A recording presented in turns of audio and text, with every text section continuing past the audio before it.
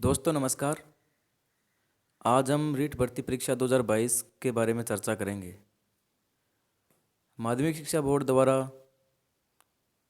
राजस्थान अध्यापक पात्रता परीक्षा का आयोजन 23 जुलाई व 24 जुलाई को 4 पारियों में करवाया गया था।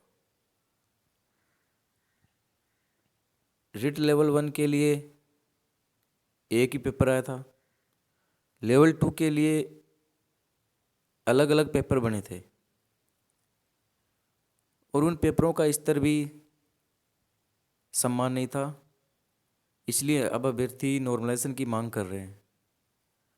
तो हम जानते हैं कि जो माध्यमिक शिक्षा बोर्ड द्वारा रीट भर्ती परीक्षा के लिए जो विज्ञापन जारी किया गया था, उस विज्ञापन में एग्ज़ाम के बारे में, नॉर्मलाइजेशन के बारे में क्या क्या पॉइंट दर्शाए गए हैं, उनको लेकर हम चर्चा करेंगे। तो ये जो विज्ञापन 12 अप्रैल 2022 को जारी किया गया था रीट भर्ती परीक्षा के लिए, तो इसमें नॉर्मलाइजेशन का भी पॉइंट दिया गया है, तो उसकी अपन चर्चा करेंगे। ये सब पाठ्यक्रम के बारे में बताया गया है, लेवल 1 का और लेवल 2 का। परीक्षा की दिनांक है 23 व 24 जुलाई 2022।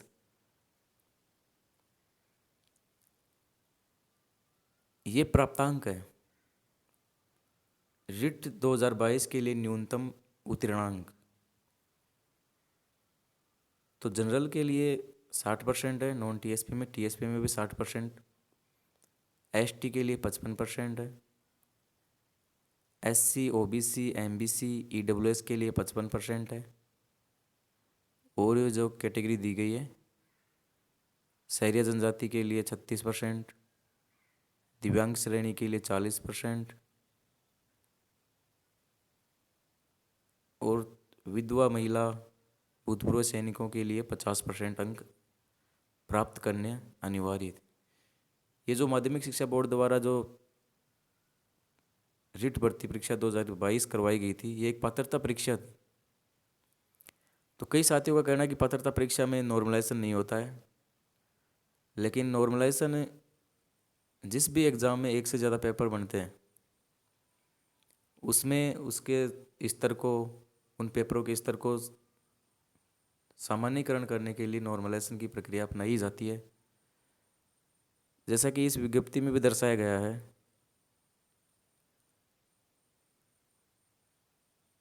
इसमें अन्य आवश्यक निर्देश एवं सूचना, ये पॉइंट दिया गया है। इसमें दे रखा है कि क्या क्या जो निर्देश दिए गए हैं परीक्षा के लिए, क्या क्या लेके आना है, क्या क्या नहीं लेके आना है। तो उसमें जो 10वां पॉइंट है, इसमें माध्यमिक शिक्षा बोर्ड ने साफ साफ लिख रखा है कि परीक्षा विभिन्न दिनांकों व विभिन्न पारियों में होने के कारण प्रत्येक पारी में अलग अलग प्रश्न पत्र सेट द्वारा आयोजित की जाएगी। परीक्षा परिणाम तैयार करने में यथा आवश्यकता रिट कार्यालय नॉर्मलाइजेशन अर्थात स्केलिंग प्रक्रिया अपना सकता है। यानी कि बोर्ड ने साफ साफ कहा है कि पेपर, एक से अधिक पेपर बनेंगे, अगर नॉर्मलाइजेशन की जरूरत पड़ी तो बोर्ड नॉर्मलाइजेशन की प्रक्रिया अपना सकता है।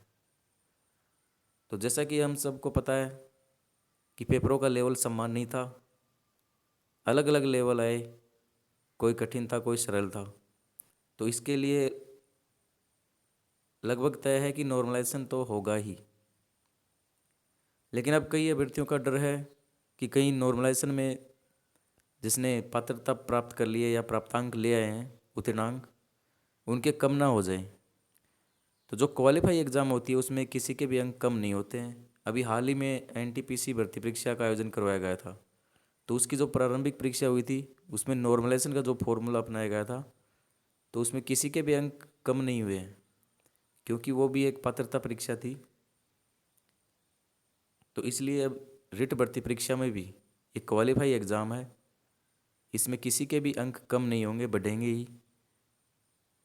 तो इसमें नॉर्मलाइजेशन की पूर्णतया संभावना है कि नॉर्मलाइजेशन किया जाएगा, क्योंकि विज्ञापन में भी साफ साफ लिख रखा है कि अगर पेपरों का स्तर अलग अलग रहा, लेवल समान नहीं है, तो नॉर्मलाइजेशन की प्रक्रिया अपनाई जाएगी। तो ये सूचनाएं थी। धन्यवाद।